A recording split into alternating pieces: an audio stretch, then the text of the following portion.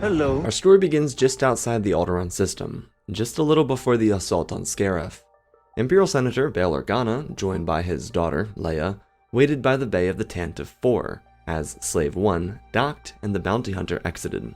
Bail bowed to Boba as he walked through the doors, and he shot a question, asking what the mission was. Leia looked to her father as he and Boba stepped beside each other and started down the hallway. She wasn't totally against this, but hiring a bounty hunter directly went against Imperial law.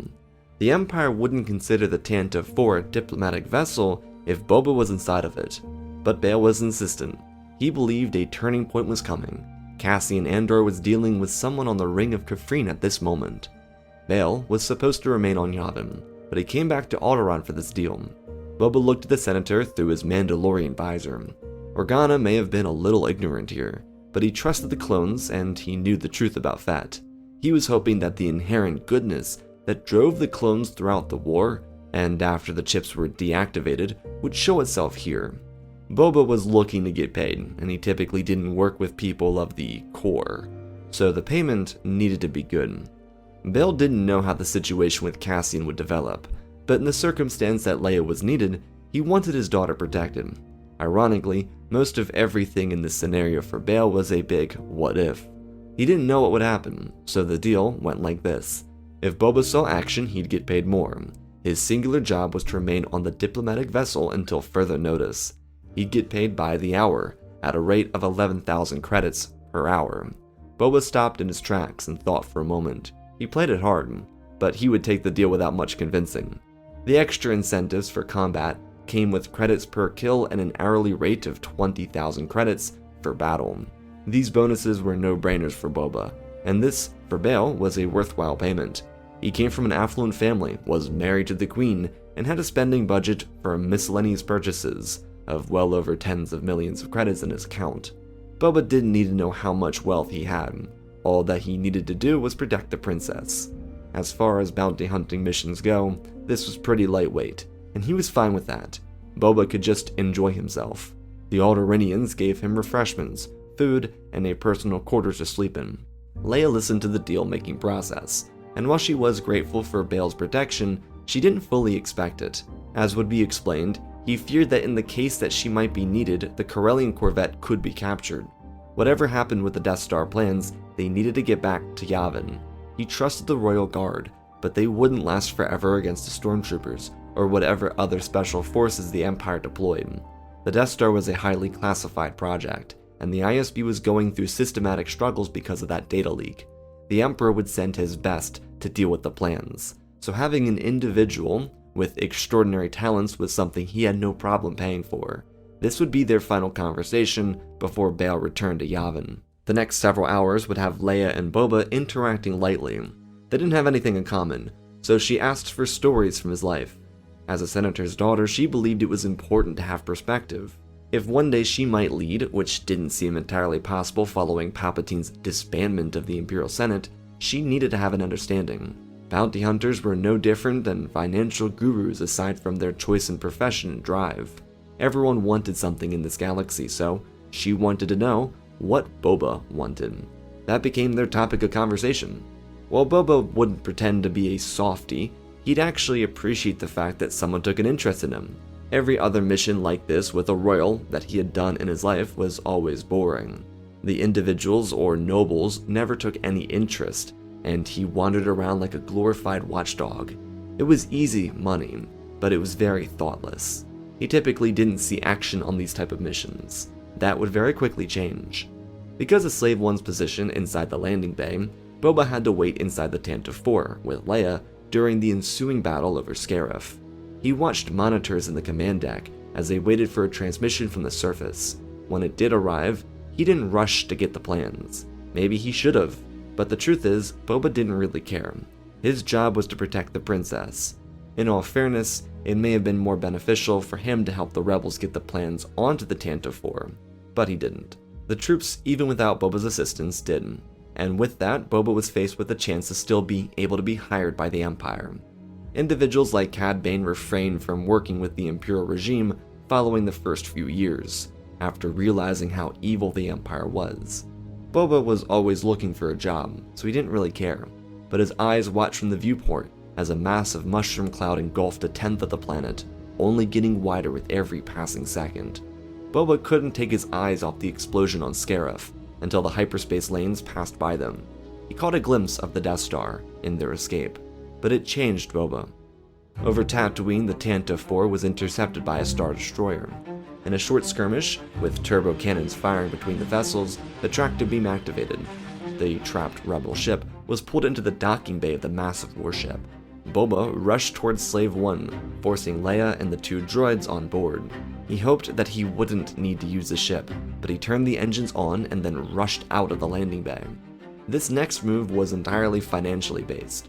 Truthfully, he could just escape from the docking bay and jump into hyperspace, but he also kind of needed the Tantive 4 to be the target for the tractor beams, because if they left the Corellian vessel, the Star Destroyer could just fire on them or use the tractor beam to restrict them. Boba locked the door behind him and whistled to a couple Alderaanian guards. They looked at him with a wild expression, and he ordered them to remain guard over this bay.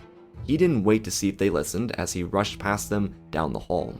When he reached the main entrance, the rebels were ready and waiting, and he crouched down behind a wall and pointed a rocket over the shoulder of a guard. The man's shoulder stiffened with a bit of a shake.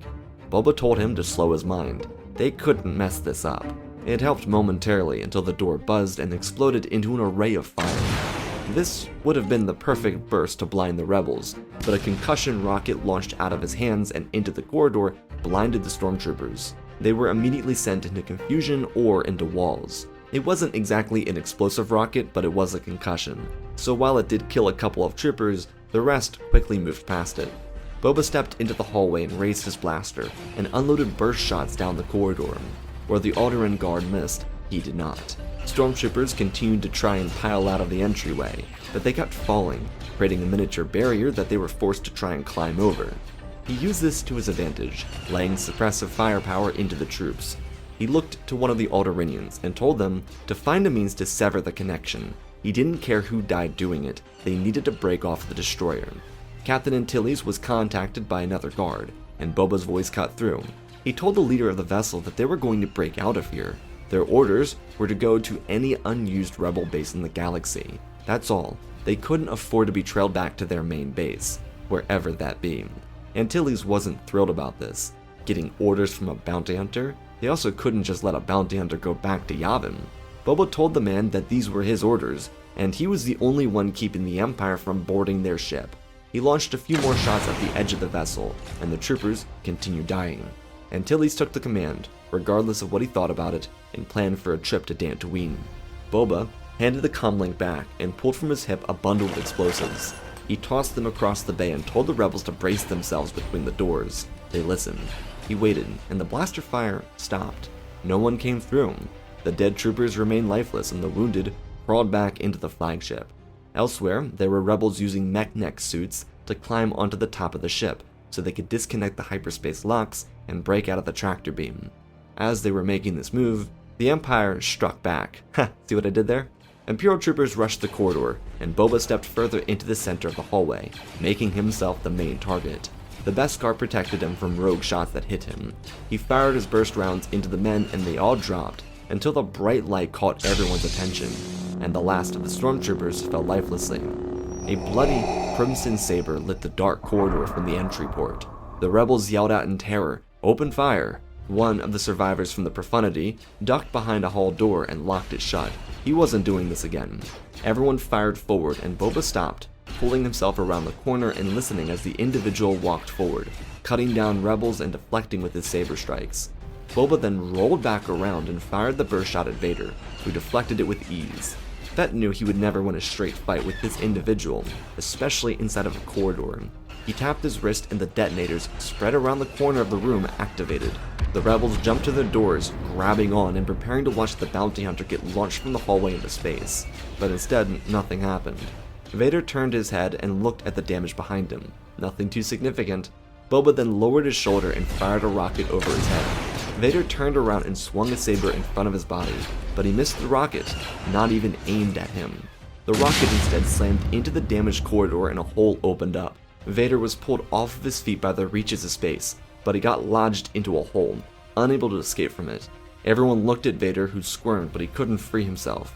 It was a bit of a funny sight, but he was pissed off. The Sith Lord raised his hand and Boba started to choke. His feet rose off the floor, and so he lowered his knee, shooting a burst that detonated in front of Vader's face, but of course didn't kill him. The rebels at this took all of their thermal imploders and launched them down the halls toward their opponent. Vader braced himself and dropped Boba. When Fett hit the ground, he threw his only grenades and the explosions detonated one at a time. But all it took was one, to launch Vader out of the ship and away from the destroyer.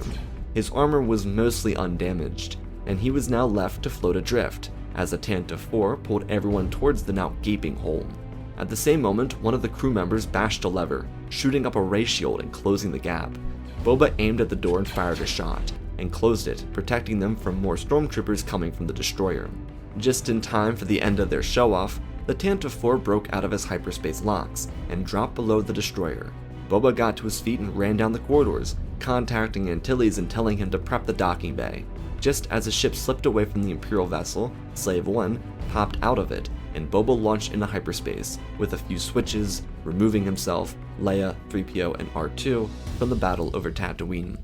The Tantive 4 would depart for Dantooine, to make sure no trackers were attached to the vessel, and while they would be chased by another Imperial fleet, by the time that fleet arrived, the Corellian corvette escaped without its tracker. Vader, on the other hand, was living his worst life, again.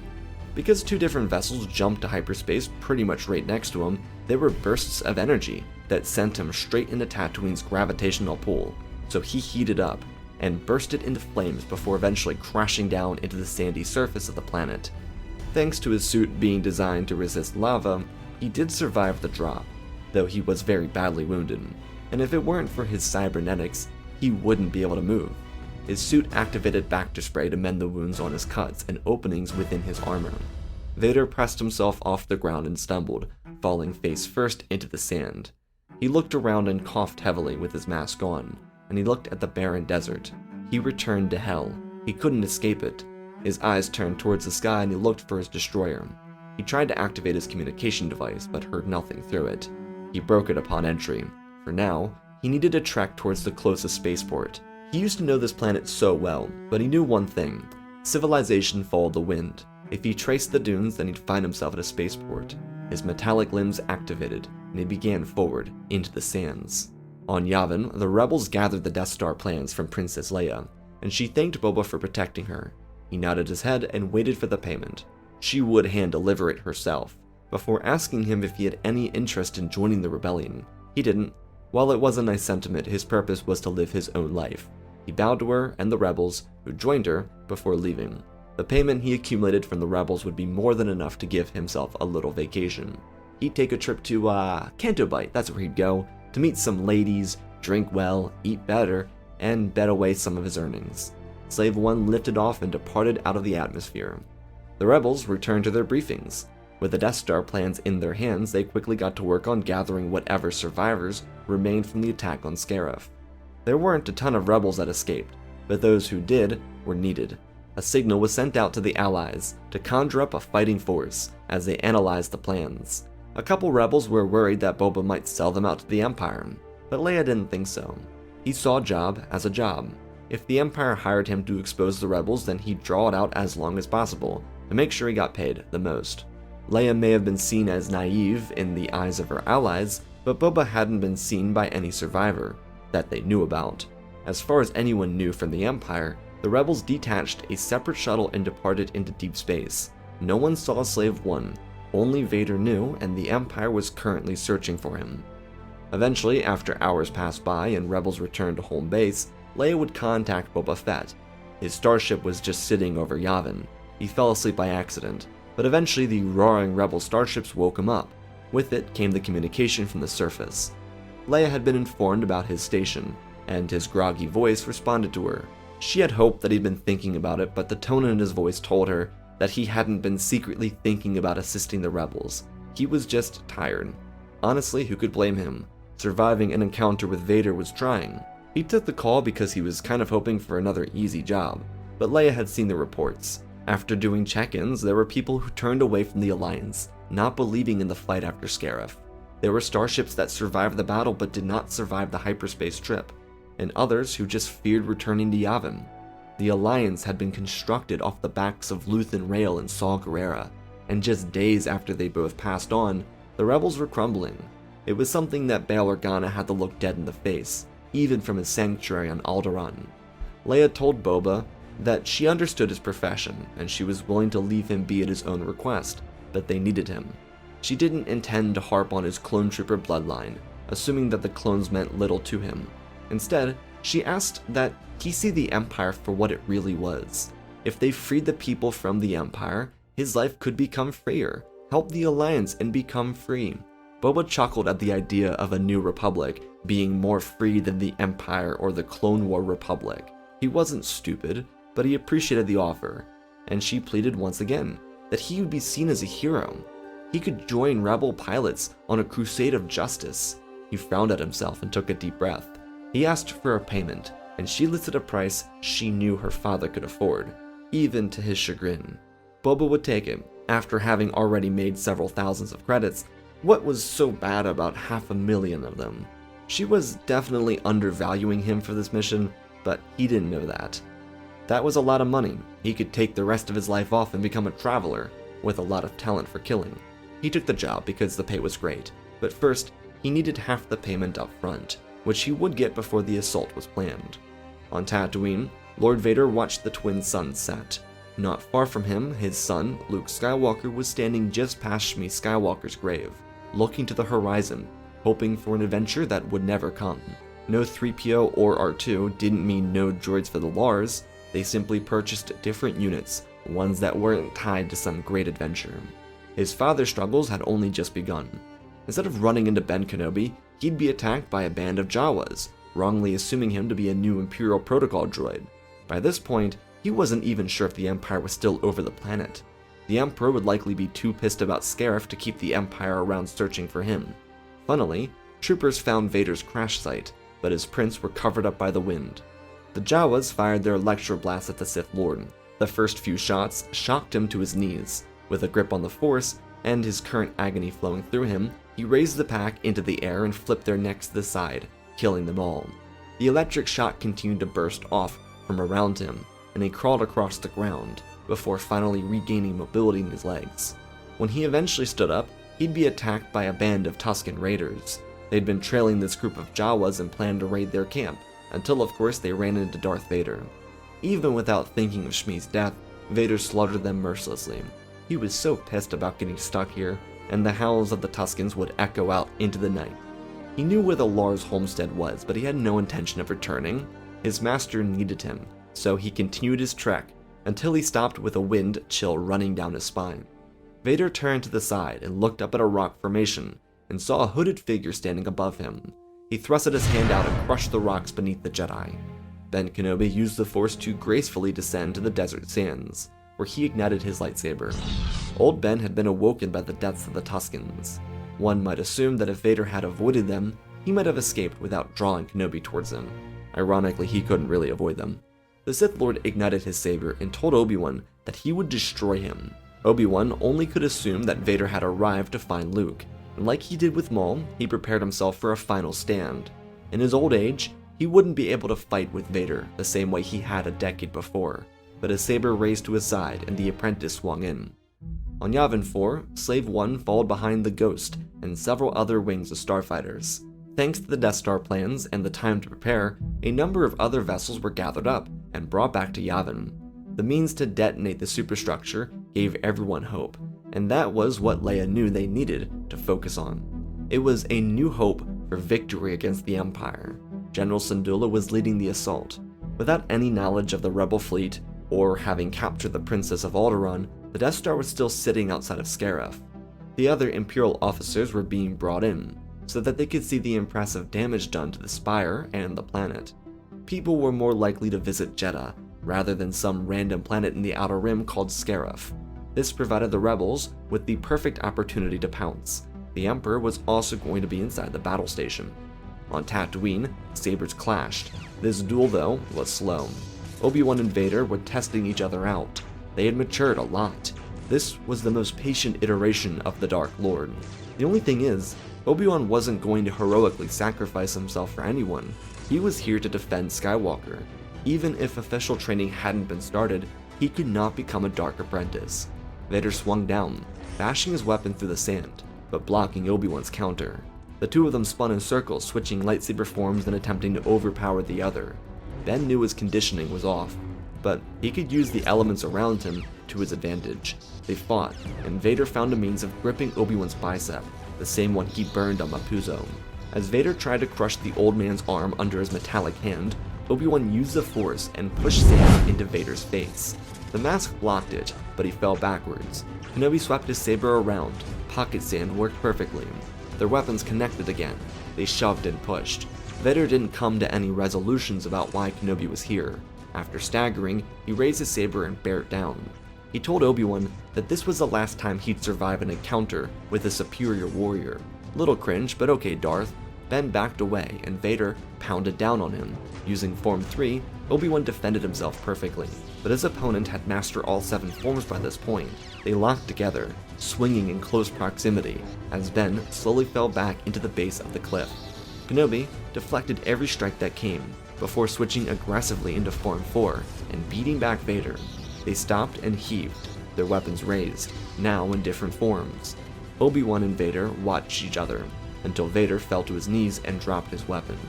Obi-Wan had cut Vader across the abdomen and disconnected one of his legs. The Jedi Master frowned and looked down at his thrice-beaten apprentice. He stayed away though and listened to the heavy breathing. The counter, it was a perfect use of Form 4. During the Mustafar fight, Obi-Wan only used Form 3. Their last encounter had Kenobi switching into Form 4, and this time, Ben used mostly Form 3, which Vader hadn't anticipated.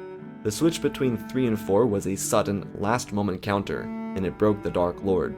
Perhaps if he hadn't been so brutalized by the Day, the Jawas, the Tuskens, crashing down from space, he probably would have won, but that wasn't today. And the truth that sat before Vader, despite all of that, was a third defeat to Obi-Wan. No matter how much he learned, he could never conquer his masters. Not Kenobi, and certainly not Sidious. Over Scarif, the Rebel fleet bursted out of hyperspace. The alarms on the Death Star activated, and the Emperor walked from the discussion rooms to the command bridge to watch the assault. TIE fighters were pulled out of hangar bays and thrown into action. Without Vader, they didn't hold back. Hundreds of TIE fighters sped out of their bays and flew into defensive positions. General Syndulla's B-Wings followed behind her, with Y-Wings just after that. X-Wings, A-Wings, and Boba sped around to intercept the TIEs. Boba dropped his detonator because the sound effect is cool. Look, we all want to hear it, so here you go. Dozens of TIEs wiped out, and the bounty hunter rolled his massive ship around and fired into the ranks of the incoming ace pilots. Without the TIE defender, the Imperials were left to the mercy of the rebels. They sped around, firing at one another. General Syndulla sped down the trenches, but had to abandon it because of the size of her ship and the trenches being filled with turbo cannons. Not a lot of room for mobility. Instead, she hovered above the trench line and fired into the turbo cannons so that the B-Wings and Y-Wings could drop their torpedoes without trouble. The dogfight was overwhelming for the rebels, comparable to vulture droids and clones back in the day. Explosions filled the air, and just as a wing of fighters sped towards the Ghost, Boba cut them off, ripping through their wings and sending the TIEs into the side of the Death Star. The end of the trench appeared, with the B-Wings readying their beams and firing straight into the hole, ripping apart the walls and destroying an entire wing of the turbo cannon operators. The first wing pulled out, and the two behind dropped their torpedoes. Just as the Y-Wings dropped their bombs, 4 Imperial quasars dropped out of hyperspace above the Death Star, deploying their wings of TIEs too. Another couple hundred fighters deployed from the bays, and Boba radioed over to the rest of the rebels. They were being overrun and needed to leave. Syndulla called the assault, telling the Y-Wings to ready their weapons and fire, which they did. She pulled away to give them cover fire. The bombs dropped, and the rebels ripped back, readying their hyperdrives and departing, before the fate of the Death Star and the Emperor could be revealed to them. On Tatooine, Vader remained spread out across the sandy terrain. Obi-Wan tried again, to see if there was anything left of Anakin. He had seen it 10 years before, but he didn't believe that Skywalker still lived. The Anakin inside was broken. As from Vader's perspective, he not only failed for the first time in forever, but was also absolutely abandoned after destroying the Rebel fleet. He may have let the Death Star plan slip through his fingers, but he was deserving more than this. Obi-Wan leaned back and crossed his arms. He just wished that Vader could have seen this earlier. He never deserved the life he created for himself. Ben didn't want to forgive Vader, because he had destroyed so many lives. But the boy he trained did live inside of him somewhere. It was mangled, abused, and left alone, but there was still someone in there. Ben told Vader that he could have the light again, but it had to come from within him. Everything he had done led him to this choice again. Every time he had the choice to go in the right direction, he chose wrong. Ben shook his head and couldn't believe he was offering it, but he was going to give Anakin a chance to return, to find himself. Obi-Wan would not let Vader anywhere near the homestead or his own home. Instead, they'd be going to a distant town called Mos Pelgo. It'd be a fresh start for him if he could actually find it within himself to change. Instead of hyperspace, the Emperor walked within the command center. They'd received a status update on the reactor. There was reportedly minor damage done, nothing that the Emperor needed to panic about. Tarkin walked with the other officers, some of them scolding Galen Erso for his failure, as they prepared a speech for the Emperor. Instead of targeting Tatooine or another system without anything in it, they were returning to the capital. Palpatine planned to introduce the galaxy to the Death Star in a conventional means. Tarkin had plans to use the weapon on Alderaan, because of his encounter with the Tantive 4. He had heard reports from Vader's captain that 1. Vader had disappeared and that the Corellian corvette hailed from Alderaan. Palpatine actually almost assassinated Tarkin in the moment. Why would you attack Alderaan? Are you stupid? Apparently so. Palpatine needed the Death Star to be shown off to the people as their weapon.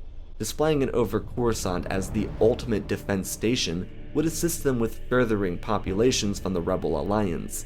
If they targeted Alderaan, what did you think the people were going to do? Rejoice? Probably not. So, for the Rebels, they had hoped that they destroyed the weapon, which they thought they did, but upon a scout report, it was missing. There was no debris left over Scarif. A few hours later, the Death Star would appear over Coruscant, and the population would be sent into an almost panic. But the Emperor presented himself to calm the system, to show the people what the Empire could build for people, for everyone, for the galaxy. His speech, which had been created from Scarif to Coruscant, depicted the mining disaster on Jeddah as a rebel-led attack, one that slaughtered millions to show themselves as a powerhouse. At Scarif, the rebels attacked again, and now, finally, the Empire was responding with a direct threat, a weapon that could be used to defend any system. Instead of positioning the Death Star as capable of doing the damage seen at Scarif and Jeddah, he described it as the ultimate space station, the ultimate troop carrier. As the Emperor spoke, Imperials inside the reactor room realized how much they downplayed the damage. The reactor continued to buzz with repulsions, until a burst sent the engineers into a panic mode. They tried to get the emergency lever, but they were immolated by the fires. In their final moments, their one chance to warn the Emperor vanished. The situation with the Death Star reactor was similar to the data breached by the ISB. There were plenty of capable individuals within the Empire, but the man who delivered the information about the reactor to Tarkin had been on the hot seat. Tarkin and the man had some disagreements, and after the whole Krennic situation, he was attempting to make good with the Grand Moff. He told Tarkin, despite knowing how unstable the reactor was, that the Death Star would have no problem traveling through hyperspace from the Outer Rim to Coruscant. The crew worked hard, they did everything they could to maintain it, but that wasn't good enough because they went through hyperspace. Explosions rippled across the inside of the station, killing hundreds of thousands of troopers every few levels, every few seconds. Across the galaxy on Yavin, the rebels gathered in defeat. Boba once again was paid, and he stuck around to see what else he could gain from Organa. But when Bail arrived, he had no new missions for him. Instead, they watched the Death Star ceremony over Coruscant. Because there was no literal attack, the destruction of the Death Star looked like a faulty piece of construction by the Empire. Quadrillions of taxpayer credits were spent on this one thing, and it disintegrated into a massive explosion in the middle of the Emperor's speech, claiming his life and millions of others with it. But there was a problem.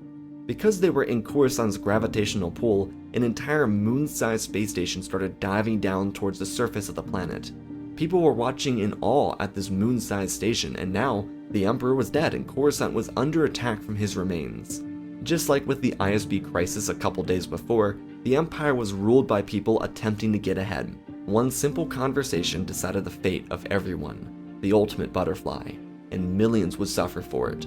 The Senate, financial, and luxury districts would be consumed by the fire as debris, starships, weaponry, and everything in between fell to the surface. With it, an Imperial destroyer or two would be taken down due to the damage to their hulls. It was a horrendous event, and the rebels were given the opportunity to make a difference. While Boba Fett would never really have the Han Solo epiphany moment where he would openly join the rebellion, he would remain a member of their hired allies. He would lower his rate and work with them on important missions, sometimes volunteering to make a difference. But after the Tantive 4 incident in Scarif, it was time for him to return to Canto Bight for his own little vacation, and so he left the rebels for their own stand against the Empire. Vader would inversely be given his second chance at Mos Pelgo. It was a tiny population, and he was given a peg leg by one of the mechanics in the area. Obi-Wan chose this location due to its seclusiveness. No one came through, only people left. Vader would have his chance to kill off a biker gang, and eventually help take down a crate dragon. But what defined Vader's slow and winding turn from darkness was his abandonment. Without having felt like the Empire abandoned him, he likely wouldn't have caved so easily. What really shattered his persona as Vader was losing again. Both played into it heavily.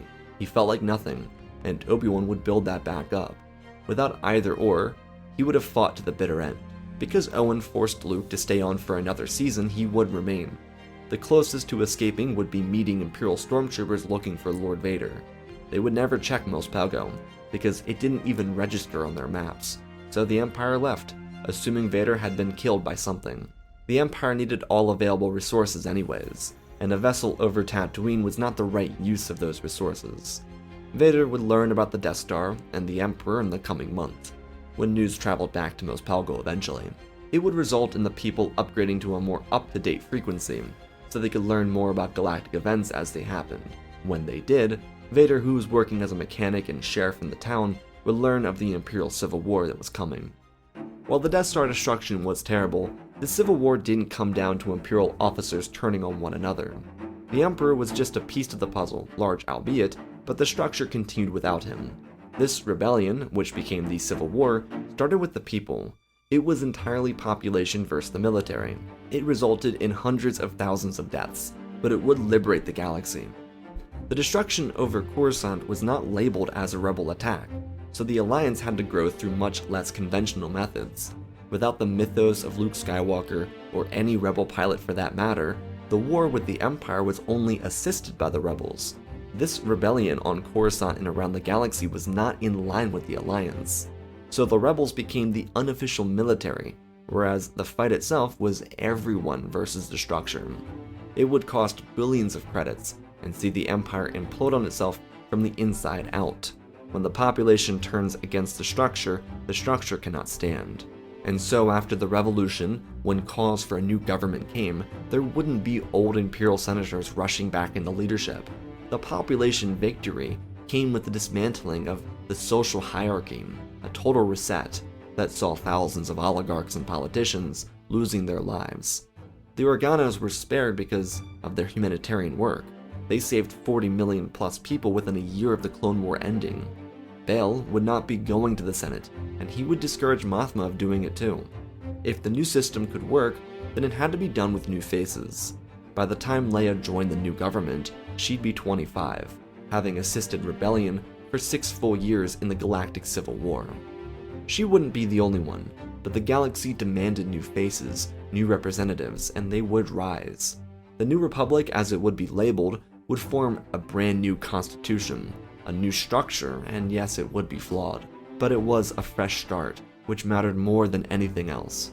Leia's position inside this government would be consistently important, and she'd lead the formation of the New Republic military to protect itself.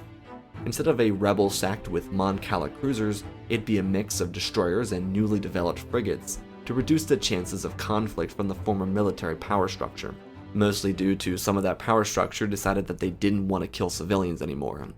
Vader on Tatooine would just watch from afar. His life changed. The people of Mos Pelgo were mostly rejected people anyways, so they accepted him. He found his own sense of family with them. In the years of the Imperial Civil War, Obi-Wan would visit him, but most of Kenobi's time would be beginning the training of Luke Skywalker. promising a trip off-world if he would attempt to learn the ways of the Force during his last harvest. Instead of letting Luke work the full season for Owen, Obi-Wan would send Luke to Dagobah, and Kenobi would hire some extra help for Owen, to his dismay. Skywalker would become engulfed by the teachings of the Jedi, and pursue the path with even more dedication. Without the victory over the Death Star, his quests for adventure were slightly limited. His natural heroic place in the galaxy was much smaller, and so he had to start fresh, from nothing. Yoda turned him into the Jedi Knight his father couldn't be, and instead of hiding that crucial information, it would be Yoda who would tell him the truth. Ben didn't want Luke or Vader to interact until both were ready. This decision perhaps being the best one Ben made in the latter half of his life. It would let Luke mentally prepare himself for the encounter and give Vader enough time to redeem himself without a blood-related family member defining that change. It was because of family that he became Darth Vader. He needed to become Anakin through pure determination and will, which became the case. Luke and Leia would meet on Alderaan after Luke completed his training, and the two of them would meet their father on Mos Pelgo for the first time afterwards. It'd be difficult for them, but there would be room for both twins to embrace their father's change. Now though, with a stronger New Republic, filled with fresh minds and ideas for the government, there was a chance for stability. The Jedi were reborn, democracy thrived, and balance in the Force had been truly restored. Ben and Anakin could now watch the Skywalker twins create the galaxy that they were supposed to be born into. Luke and Leia, though, would make it far greater than anyone before them could have ever dreamed of creating. Their early and youthful disadvantages forced them to build a society that benefited the population, rather than the military-industrial complexes or only a small percent. In the end, though, that Imperial Civil War would long be regarded as the Emperor's Revolution. How fitting that the last true Sith Lord died as a martyr for the beginning of galactic change. And that, my friends, is our story, and special thanks to all the patrons for supporting the channel. Smash the like button. Let's talk about the story. For the Death Star specifically, I kind of wanted to do a little bit of an Andor tie-in thing there, where like it's just like how much a small voice can make a difference, and that small voice is like that one guy that's just like, nothing ever bad happens when the reactor's on fire. Yeah, send the moon-sized space station into hyperspace. That'll be fine. And then it's not. I kind of like the idea of that little subversion there. Just like, oh, they attacked the Death Star and failed, but they didn't really fail. It's like kind of the idea that I guess Gale and Urso had like a contingency that if they hit the reactor at some point it would detonate. I do believe that if they didn't go to hyperspace, if this one individual, this nameless Imperial guy, just didn't have beef with Tarkin, then the Death Star wouldn't explode. But I like the idea of the Death Star exploding just randomly in the middle of a speech over Coruscant. As for Boba, I think Boba kind of feels like a reluctant hero place in this story. He is literally kind of Han Solo without becoming a hero. I really like the idea of him showing off against Vader and kind of outsmarting him. Vader and Boba in a hallway, Vader really just wins that duel. The only reason he doesn't is because he's fighting other rebels. He's slowly progressing to the hallway, and then there's a detonation, and then the other explosion.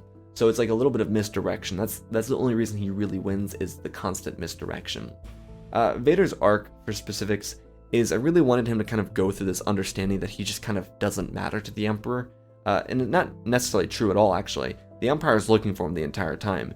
He just happens to have like the worst day of his life. You know, the Crash, the Jawas, the Tuskens, then Obi-Wan.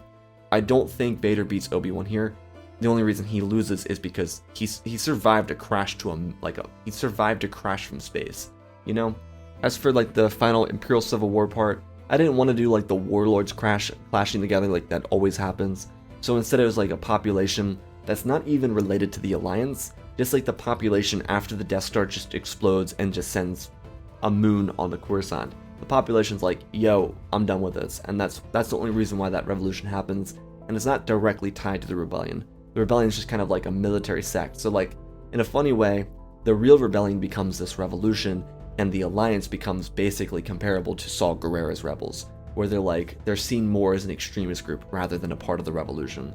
So, I hope you all enjoyed. I love you all, spread the love, and always, remember my friends, may the Force be with you.